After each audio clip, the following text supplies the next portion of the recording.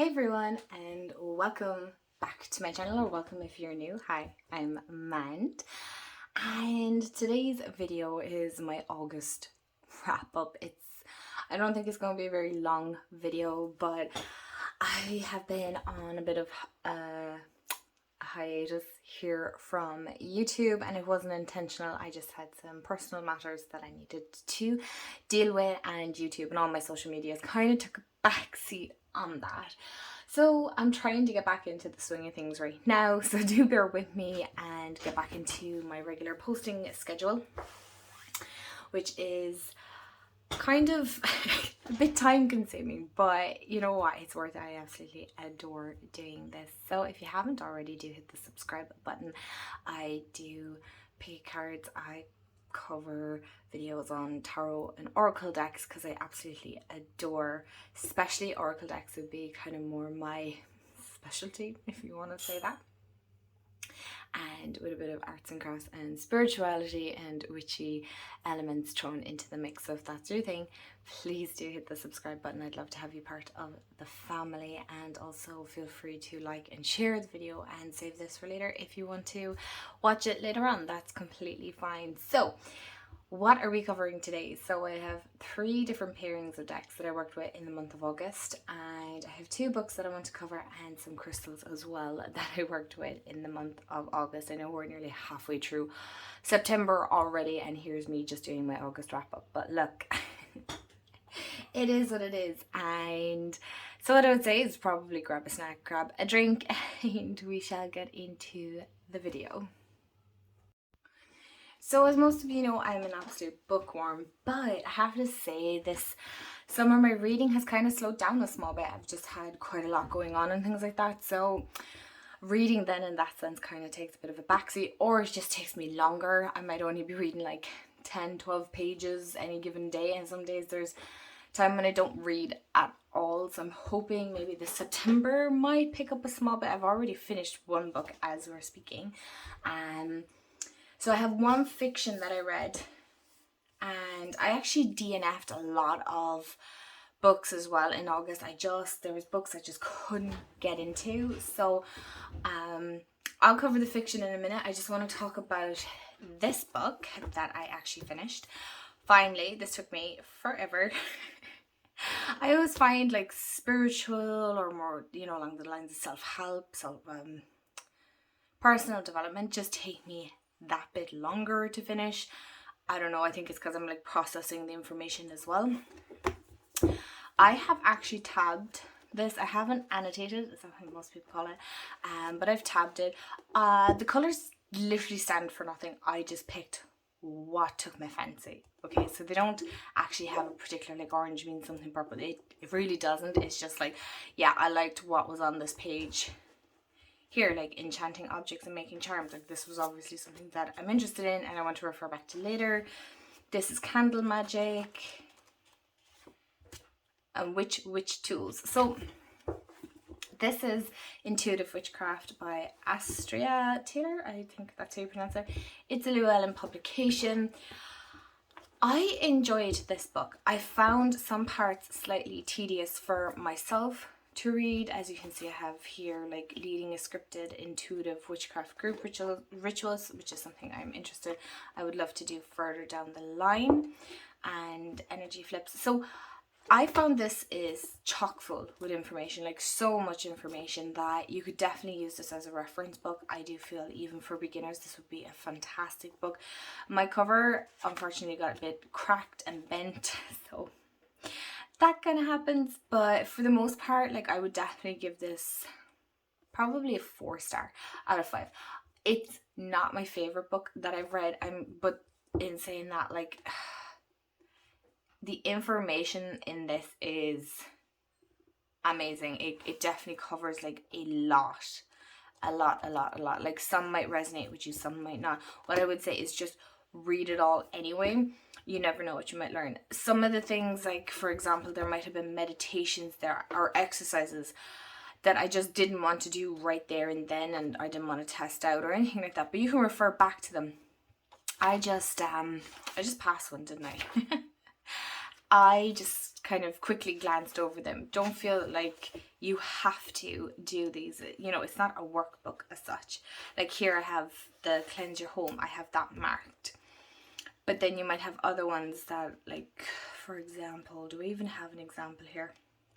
Again, this isn't planned out video. This is just me kind of sitting down chatting with you guys. So we can kind of catch up. Tell me how, like they're offering to dating. I didn't do that. I just quickly glanced over it. It's not something as such I work with. I don't work with one particular deity or any particular deities. That's just not where I'm feeling drawn to take my practice as of right now. But yeah, let me know in the comments, have you read this book? What did you think of it? I found it quite good from what I can remember, but then again, it didn't really make a whole lasting impression, if that makes sense. I find sometimes like reviewing these or even giving much feedback on these is kind of difficult because what one might like, somebody else might not. So it's kind of if you're into witchcraft, this would be a great one. I feel like it covers a nice wide variety of different things. It's not just on one specific. It covers quite a lot. And I work very much with my own intuition. So not, you know, it's really, I mean, you could really summarize this down to doing what feels right to you. If you really wanted to kind of summarize and condense this book, it's all about doing parts of, you know, your practice, not even parts of your practice, but your practice in general, your own personal one, that you just do what feels right to you. You mightn't be into candle magic, so don't do it. You mightn't be into making spells or spell jars, then don't do it. Do what feels right to you. It's your personal journey, your practice. You do it what you want. So that's what I really appreciated with this book. The fiction book, I'm so excited to talk about this, is These Hollow Vows by Lexi Ryan. I need to get the second book yet. This was definitely giving me a Court of Thorns and Roses. As most of you know, I find that very challenging to say in my Irish accent. This was so interesting. Now, is it mind-blowing? No. Is it a concept if you've already read ACOTAR or any of that kind of fantasy books? Is it a new concept? No, it's not. It's about the Fae and she's human and, you know, bad guy, good guy, deceiving, deception, like love triangles. There's just, it has it all. Was it mind-blowing? Was I kind of like, oh my god, what the... Did I feel this book was missing some vital stuff? Yes.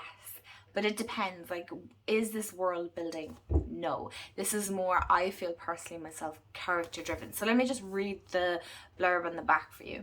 So it's Bree would do anything before making a deal with the Fae. Debt is better than their vicious schemes. But when her sister is taken by the sadistic king of the Unseelie, Bree breaks her own rules and agrees to steal 3 magical relics from the rival Seelie court in exchange for her sister's return. Bree's only way inside is to pose as the potential bride for the Seelie prince Ronan, a prince who's not quite as wicked as she once thought. Unwilling to let her heart distract her, she accepts help from a band of misfits with their own secret agenda. But as Bree spends time with their mysterious leader, Finn, she finds herself struggling to resist his seductive charm. Caught between 2 dangerous courts, Bree must decide who to trust with her loyalty and with her heart. I thoroughly enjoyed this. I definitely felt myself getting swept up in this story. Was it mind-blowing? No. Were the twists and turns kind of going, oh, I didn't see that? No, you can kind of, it is slightly to an extent predictive in the way that the story was going to go. That didn't mean I didn't enjoy it all the same. It definitely gives that whole ACOTAR vibes. Like, you know, this is definitely giving Freya vibes. This is giving Tamlin vibes. This is giving Rhysand or Rhysand vibes. Okay, take a shot every time I say it. You know, it's giving that energy. It is giving that feel to it that you're kind of like, okay, I can see the similarities. Do I hate it? No, I really enjoyed it. If I could, like, I've seen so many people say if they could read ACOTAR from the start, you know, and experience the whole world, they would. I would too. I would give anything to experience that world all over again. And I have every intentions of rereading the series 100%. It definitely has captured, or recaptured I should say, my love of reading. I've always enjoyed it. I would highly recommend this if you love fantasy, if you just want something that's easy, that's not too world building. I do feel, to be fair, Sarah J Maas has, okay, ACOTAR not so much in the world building, but enough, you know. It has way more, way less than Crescent City, but way more than like, this is definitely less than. It doesn't give so much of the whole world and the politics. I suppose it's not very political, so, you know, if you don't like the politics, I personally enjoy the whole world building and things like that, and the whole systems and things like that, but this doesn't really as such touch upon it. So if you're looking for a good easy fantasy to read this kind of spooky season, I would highly recommend these Hollow vibes. I just have vibes in my head. But yeah, let me know, have you read this? What did you think? Is the second book worth getting? I'm not sure. Am I really bothered as such to read the second one? I think it's only a duology, I'm not sure. I haven't really gone off and picked the second one. I'm not that bothered. So we'll see. So let's get into the crystals. So I have my 4 crystals. I think I worked with 1 or 2 more, but I'm not really sure what it is or where. So I don't want to make this video too long. So I worked with carnelian. Most of you know at this stage what carnelian is, but it's great for that motivation, energy boost. Amethyst, one of my favorite crystals to work with. I have like so many different pieces. This is actually a gorgeous one. I'm hoping the camera catches it beautifully. Wait, why am I way off there? And I also worked with labradorite or labradorite. Like, look at that blue flash. I'm obsessed. I can never get enough of this. And a new one that a lot of you might not have seen on my channel is Hyperstein. Now, you might think this is actually golden sheen obsidian. It's not. This is, you know, I don't know a whole pile about it, but all I know is it's quite a powerful and interesting crystal. This is very, very spiritual. You can see that gorgeous sheen. I would nearly say this is from the family of labradorite too. I mean, look at that sheen. I love the back of this because it gives me kind of like a fingerprint vibe. If I could get the... There we go. Can you see? It looks like a fingerprint. I love that. 1 second. Maybe if I go this way. But yeah, I worked with this. This is an expensive enough crystal, to be honest, for the size that it is. If you will say do in comparison to the carnelian, but the weight on this is a lot more. So yeah, they're the crystals that I worked with in the month of August. Okay, so let's talk decks that I worked with in August. So as most of you may have seen, and if not, I would highly recommend the decks that I was kind of hoping to play with in the month of August. So as we can see, I have Lightseer's Tarot by Chrisanne. And I have Rebecca Campbell's new deck, which is the Healing Waters Oracle. Oh, you guys, when I tell you I'm obsessed with this deck, it is no joke, like no joke whatsoever. So I'm actually going to turn these around so we're not trying to flip them and whatnot.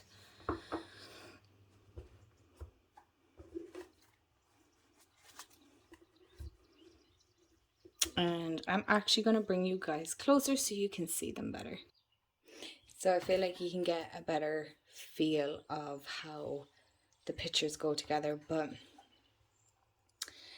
these were such a delight to work with. Honestly, these were so amazing to work with. I really felt like it just kind of did that whole feeling at ease feeling. I really felt like, to be honest, this kind of like held you. If you're looking for a pair of tarot and oracle decks that will hold you, I feel like these two are the ones.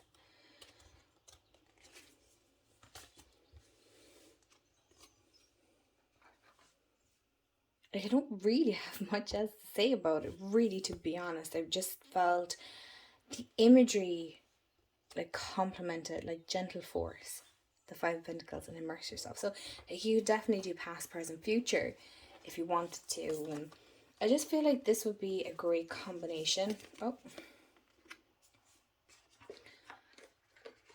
to work with. I've the Light series with years since it came out, and it's one of my favorite tarot decks. I know a lot of people, there's kind of mixed feelings on this. Oh, I love that. Like, release the past, or, you know, let it go, release the past, forgive, soften, debt, rebirth, the pink, celebration, fun, unbridled joy.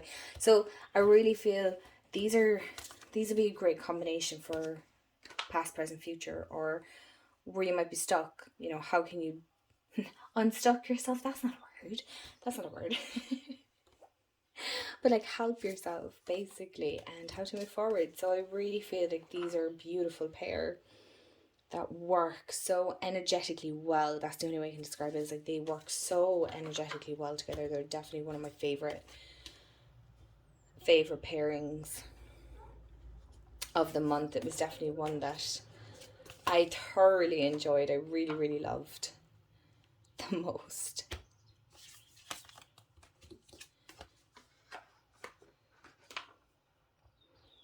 So we're going to do one more, and then we're going to get into the next pair.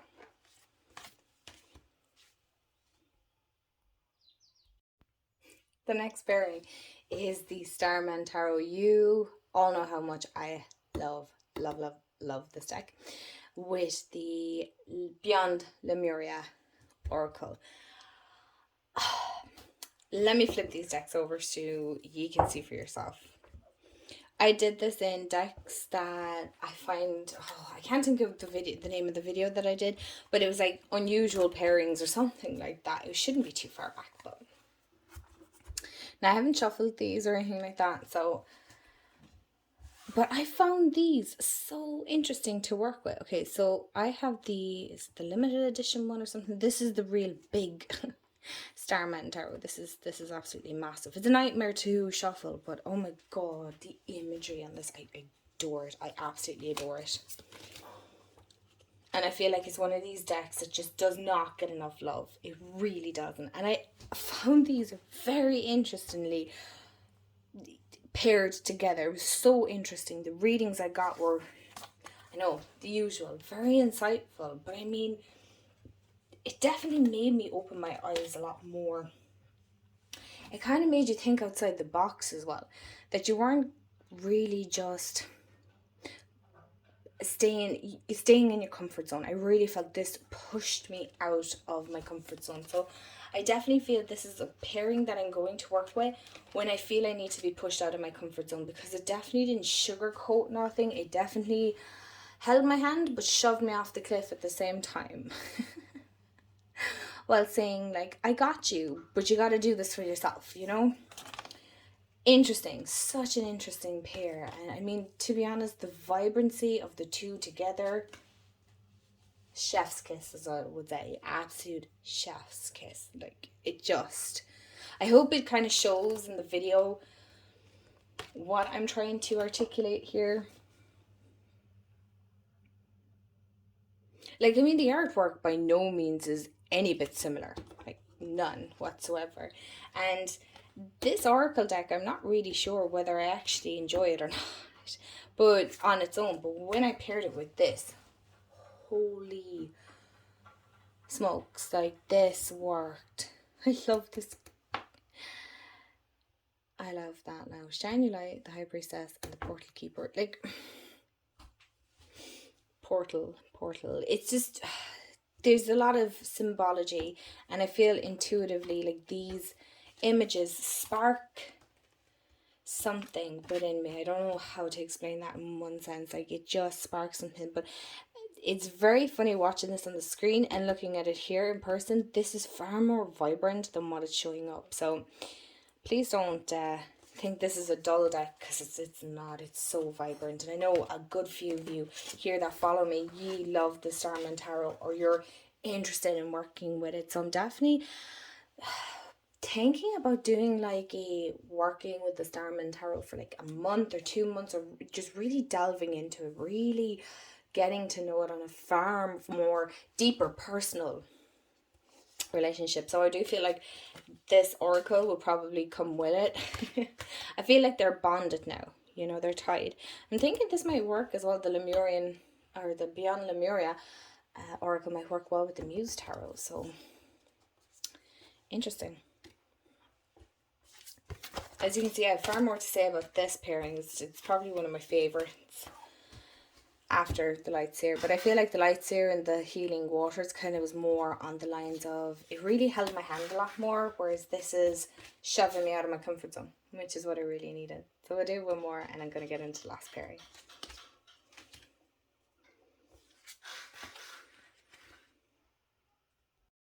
So last but certainly not least is the Bonfire Tarot with the Earthly Souls and Spirits Oracle.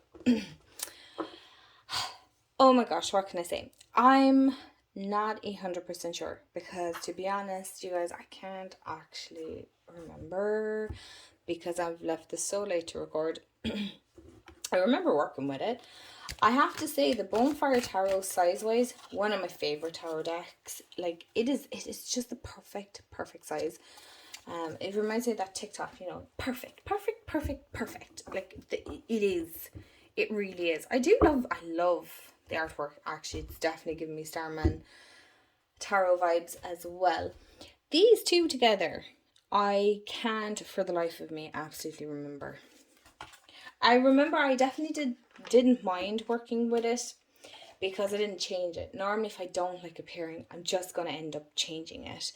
I feel like it was more the keywords on these that played more of a part than the actual pictures. I find the pictures don't always line up to the keywords in the Earthly Souls and Spirits Oracle. Like, art-wise, I adore it, but I'm not sure. I feel like it worked better with other tarot decks of mine. So I'm not really sure. Why does this have a mark on it? Anyway. But I love that. I love this deck. I'm definitely going to spend a bit more time with it. Get to know it a bit more. Acquaint myself with it more, because it's definitely a deck that has been sitting there gathering dust, and it feels so unfair because it is stunning. It is truly a stunning deck.